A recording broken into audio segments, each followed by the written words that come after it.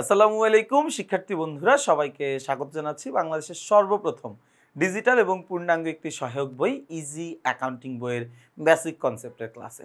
খেয়াল করে দেখো, আমরা আজকের এই ক্লাসে আলোচনা করতে চাই আমাদের ইজি অ্যাকাউন্টিং বইয়ের সপ্তম অধ্যায় খতিয়ান নামের যে অধ্যায়টি রয়েছে সেই অধ্যায়ের বেসিক কনসেপ্টেরই একটা সেগমেন্ট, সেটা হচ্ছে গাণিতিক নিয়মাবলী। খেয়াল করে দেখো ভাই, আমাদের আসলে খতিয়ানের গাণিতিক নিয়মাবলী এইভাবে মুখে আলোচনা করাটা খুবই দুষ্কর একটা ব্যাপার, খুবই কঠিন একটা ব্যাপার। আসলে এইভাবে মুখে একদমই আলোচনা করা যায় না ধাপ বাই ধাপ, বাট যেহেতু প্রতিটা অধ্যায়ে গাণিতিক নিয়মাবলী ছিল, এই কারণে আমি এই অধ্যায়ে গাণিতিক নিয়মাবলী অন্তর্ভুক্ত করেছি। এই জন্য অন্তর্ভুক্ত করেছি যাতে করে তোমাদের কিছুটা নিয়ম হলেও মুখস্থ থাকে। দেখো, আমাদের খতিয়ান করার সময় আমাদেরকে সবার প্রথমেই কি করতে হয়? একটা জাবেদা দাখিলা প্রদান করতে হয়। সবার প্রথমে কি করতে হয়? আমাদেরকে একটা জাবেদা দাখিলা প্রদান করতে হয়, এবং জাবেদা দাখিলা প্রদান করার পরে সেই জাবেদা বই থেকে কোন কোন হিসাবকে প্রভাবিত করেছে সেই খাতগুলো আমাকে নির্ধারণ করতে হয়। কোন হিসাব খাতগুলো অন্য কোন হিসাব খাতকে প্রভাবিত করলো, এই খাতগুলো আমার নির্ধারণ করতে হয়। নির্ধারণ করার পরে আমি প্রতিটি হিসাব খাতের জন্য আলাদা আলাদা খতিয়ানের হিসাবের ছক আঁকতে হয়।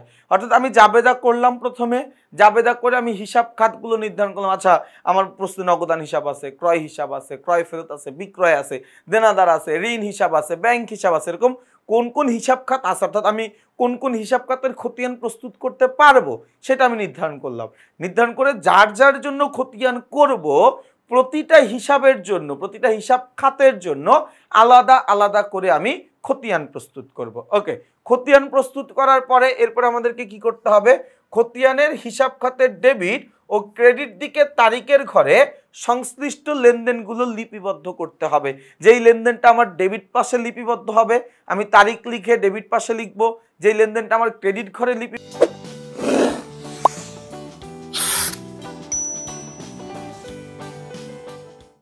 হবে আমি তারিখ লিখে সেটাকে আমি ক্রেডিট দিকে লিপিবদ্ধ করব। এরপরে কাজ কি?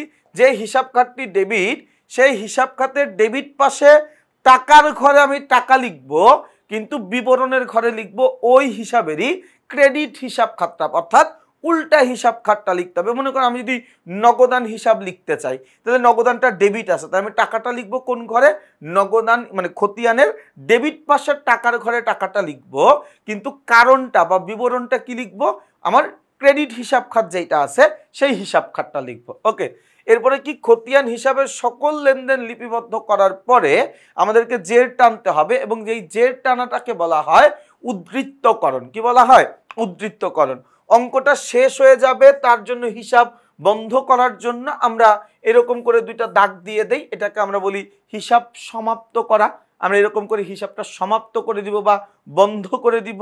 এরপরে কি করব? আমরা একই জাতীয় হিসাবকে একটা হিসাবে অন্তর্ভুক্ত করতে হয়, অর্থাৎ ব্যাংক হিসাব। তার মানে আমার জাবেদায় যতগুলো ব্যাংক হিসাব আছে সবাই একসাথে আসবে। দেনাদার হিসাব, আমার প্রশ্নে যতগুলো দেনাদার আছে সবগুলো একটা ছকের মধ্যে আসবে। পাওনাদারের হিসাব, আমার প্রশ্নে যতগুলো পাওনাদার আছে সবাই একটা ছকের মধ্যে আসবে। এরকম সবার মানে প্রত্যেকটা ইন্ডিভিজুয়াল হিসাবের জন্য আমরা একটা করে ঘর কাটবো, তাই না? আচ্ছা, এরপরে কি? খতিয়ানের টি ছকে 8টি ঘর থাকবে। বাম পাশে ডেবিট এবং ডান পাশে ক্রেডিট থাকবে। ডেবিট পাশে তারিখ, বিবরণ, জাবেদা পৃষ্ঠা, পরিমাণ টাকা, এই 4টি ঘর হবে। ক্রেডিট পাশেও আমার জন্য তারিখ, বিবরণ, জাবেদা পৃষ্ঠা, পরিমাণ টাকা, এই 4টি ঘর হবে, তাই না? তাহলে দেখো 10টা নিয়ম, খুবই ছোট্ট ছোট্ট নিয়ম, খুবই সুন্দর কিউট সুন্দর সুন্দর নিয়ম। আমরা চাইলে কিন্তু এই জাবেদা মানে এই খতিয়ানগুলো এই নিয়মগুলো মেনেই আমরা করতে পারি। ওকে, তাহলে আমরা একটু নিয়মগুলো নিয়ে আলোচনা করলাম, খুবই সংক্ষিপ্ত একটা আলোচনা ছিল।